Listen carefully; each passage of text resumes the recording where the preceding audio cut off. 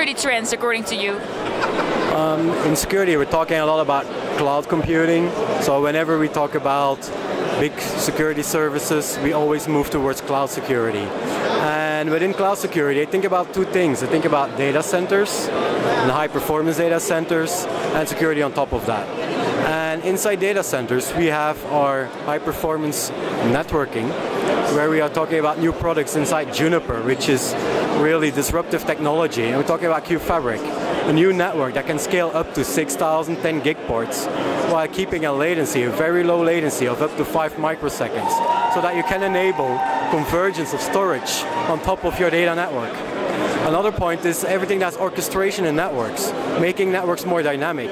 We don't want to sit around and make static policies and make those policies, make them manageable. To make them manageable, static policies, we go to dynamic policies. Make that fully orchestrated into security.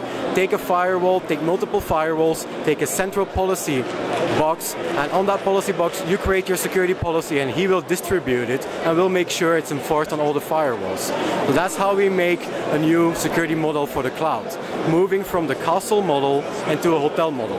The castle model, where we typically have one firewall protecting the inside of the corporation. Once you open the bridge of the castle, everybody can come inside. Once inside, they can do everything.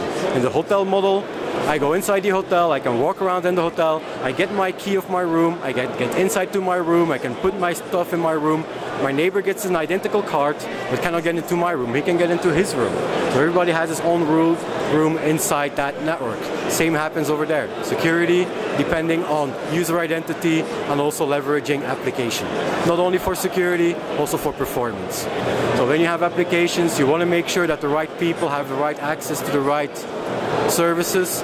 You want to make sure that somebody, for example, somebody can play Farmville, but at the same time, he cannot disrupt the user that's using Salesforce. So we need to, both are using web applications, both are using port 80. We need to look into the application, but we need also to look into the nested application. It's okay that he's using Facebook. He can use it to leverage social media for your network, for your marketing, but he cannot use Farmville into that Facebook. So we need to look at nested application. That's also what we do in application security. Look into the nested application, make sure that they are blocked, or at least give them a lower priority. So make quality of service based on the application. Well, thank you very much. Thank you.